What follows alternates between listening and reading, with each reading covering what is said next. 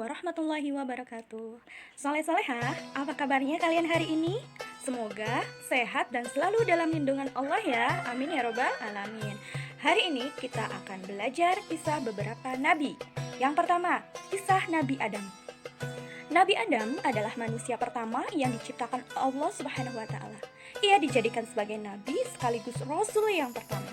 Sebelum menciptakan manusia, Allah sudah menciptakan malaikat dan jin. Malaikat diciptakan Allah dari cahaya atau nur, sedangkan jin diciptakan Allah dari api. Ketika Allah menciptakan manusia, Dia memerintahkan malaikat dan jin untuk bersujud. Para malaikat pun menaati perintah Allah tersebut. Sebaliknya, iblis tidak mematuhi perintah Allah. Ia membangkang sambil berkata, "Wahai Allah Tuhanku, untuk apa aku bersujud pada manusia? Aku lebih mulia karena aku diciptakan dari api, sedangkan manusia diciptakan dari tanah." Karena kesombongan dan keangkuhan itulah, akhirnya Allah mengutuk iblis menjadi penghuni neraka di hari kiamat kelak. Allah menciptakan Nabi Adam dianugerahi akal dan hati. Itulah yang membuat Adam sebagai manusia lebih sempurna dibandingkan dari makhluk lainnya. Allah menempatkan Nabi Adam di surga, sedangkan iblis dikeluarkan dari surga karena ketidakpatuhannya kepada perintah Allah. Sebab itulah yang membuat iblis selalu iri terhadap Nabi Adam dan keturunannya, yaitu umat manusia. Maka iblis pun memohon kepada Allah, "Allah Tuhanku, aku rela kau memasukkan aku ke dalam nerakamu, tetapi perkenankanlah aku untuk menggoda manusia dan menjadikannya temanku di neraka kelak."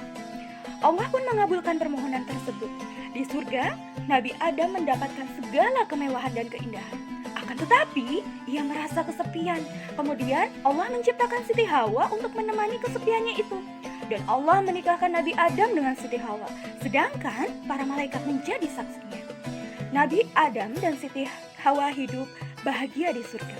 Mereka menikmati segala yang ada di surga, kecuali mendekati sebuah pohon terlarang yang bernama pohon Khuldi. Hal ini yang dijadikan cara oleh iblis untuk menggoda Nabi Adam dan Siti Hawa. Iblis masuk ke dalam surga untuk menggoda Nabi Adam dan Siti Hawa agar melanggar larangan Allah, dan iblis berhasil menggoda Nabi Adam dan Siti Hawa memakan buah terlarang tersebut. Karena dosa itulah, maka seluruh kenikmatan lenyap menjauh dari sisi Nabi Adam dan Siti Hawa.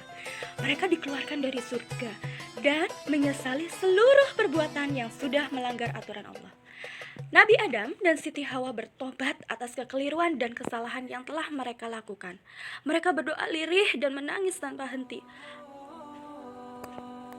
Nabi Adam dan Siti Hawa dianugerahi 20 anak kembar yang masing-masing terdiri dari laki-laki dan perempuan. Sedangkan anak terakhir laki-laki yaitu kelak menjadi seorang nabi pula, yaitu Nabi Sid alaihissalam. Ketika dewasa, dua anak kembar sepasang akan dinikahkan dengan dua anak kembar sepasang yang lainnya. Tidak diperbolehkan menikahi anak dari kembaran atau pasangan sendiri. Itulah aturan atau syariat yang ditetapkan Allah. Di antara putra-putra kembar Nabi Adam adalah Qabil, kembarannya bernama Iklima, dan Habil, kembarannya Labuda. Qabil dan Iklima memiliki paras yang sangat tampan dan cantik. Sebaliknya, Habil dan Labuda memiliki paras yang biasa saja. Allah memerintahkan Qabil dijodohkan dengan Labuda dan Habil dengan Iklima. Tetapi Qabil menolak karena menganggap Labuda tidak secantik Iklima. Maka Nabi Adam diberi petunjuk oleh Allah agar Qabil dan Habil melakukan kurban dengan apa yang dimiliki dan disayanginya. Qabil sebagai petani memberi kurban berupa hasil pertanian yang buruk. Sedangkan Habil yang peternak memberikan kurban dengan memilih hewan pilihan yang terbaik. Kurban keduanya diletakkan di atas bukit. Ternyata Allah menerima kurban milik Habil karena atas dasar kepatuhan dan ketaatan Habil terhadap Allah dan orang tuanya. Sebaliknya, kurban Qabil tidak diterima. Hikmah dari kisah Nabi Adam tadi adalah yang pertama, jauhi sifat sombong. Iblis dikeluarkan dari kenikmatan surga itu karena kesombongannya. Sedangkan untuk mukjizat Nabi Adam alaihissalam adalah yang pertama, dianugerahi oleh Allah merasakan surga terlebih dahulu. Kedua, mendapatkan ilmu pengetahuan yang luas. Dan yang ketiga, orang yang pertama yang dapat mengolah hasil alam menjadi makanan. Kisah yang kedua adalah kisah Nabi Idris alaihissalam. Nabi Idris adalah cucu dari Nabi Adam yang keenam. Beliau adalah nabi yang memiliki banyak kemampuan. Di antaranya adalah yang pertama, orang yang pertama menulis dengan tinta, orang yang pertama menjahit pakaian, orang yang pertama mengendarai kuda, ahli astronomi atau ilmu perbintangan untuk mengetahui musim, kemudian ahli matematika, dan Nabi Idris ini ahli ilmu tata kota. Nabi Idris menerima wahyu dan dijadikan mushaf sebanyak 30 sahifah. Artinya, Nabi Idris ini menerima mushaf yang berisi tentang ajaran-ajaran yang mengajak pada kebaikan Allah dan memerintahkan Nabi Muhammad SAW untuk menceritakan kebenaran kisah Nabi Idris. Di antara yang diajarkan oleh Nabi Idris adalah yang pertama, ajaran adab atau etika yang baik, mengajak menyembah kepada Allah Subhanahu wa taala. Yang ketiga, anjuran untuk ilmu zuhud. Yang keempat, anjuran untuk berpuasa. Yang kelima, anjuran bersedekah. Dan yang keenam adalah anjuran hidup bersih dan sehat. Hikmah dari kisah Nabi Idris adalah ketaatan dan ketakwaan kepada Allah akan dibayar dengan keriduan dan surganya. Mukjizat Nabi Idris alaihissalam adalah yang pertama, mengenalkan tulisan pada zamannya. Yang kedua, mengenalkan menggunakan kuda sebagai hewan tunggangan. Yang ketiga, mengenalkan pakaian yang dijahit. Yang keempat, mengenalkan musim dengan panduan bintang. Dan yang kelima, mengenalkan cara berhitung. Dan yang keenam adalah membuat kota sebanyak 188 kota. Nah, kita lanjutkan ke kisah Nabi Nuh.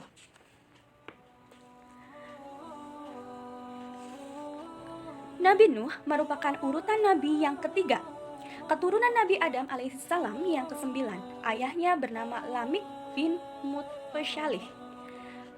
Nuh diangkat menjadi nabi dan rasul pada usia 450 tahun.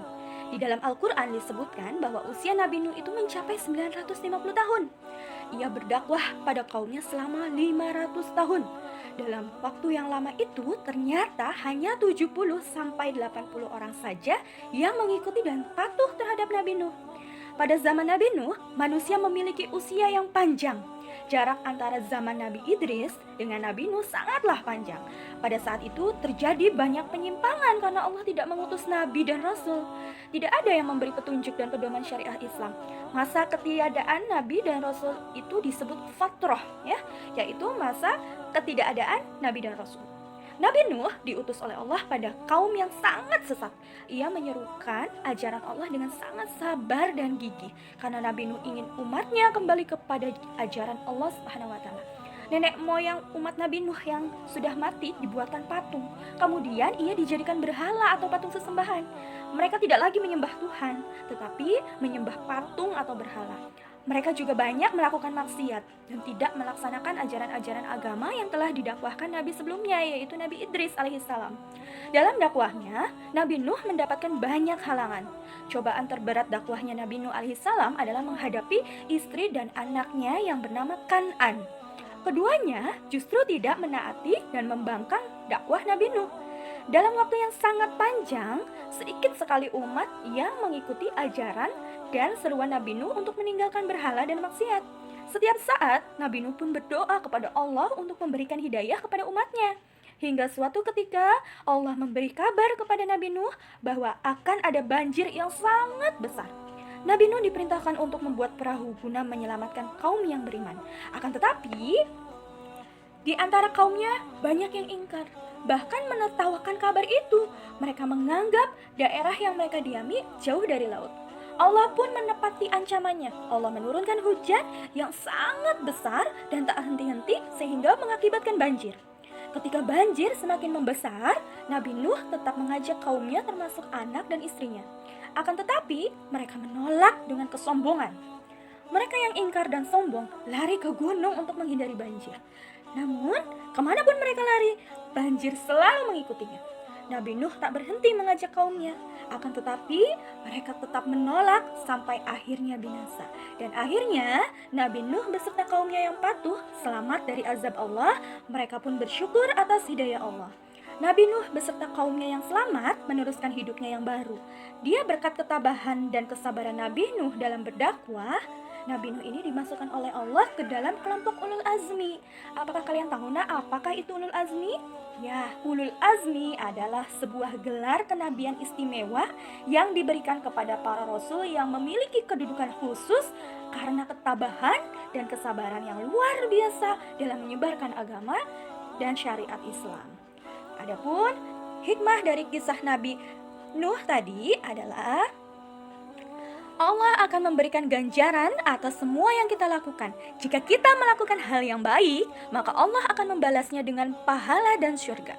Sebaliknya, jika apa yang kita lakukan adalah hal-hal yang dilarang, maka Allah akan memberikannya dosa dan neraka. Maka bersabarlah ketika kita sedang melakukan hal yang baik.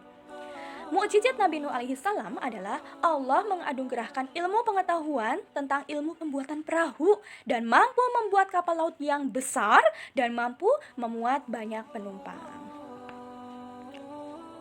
Ya, semoga anak soleh dan soleha dapat mengambil hikmah dari kisah para nabi tadi ya.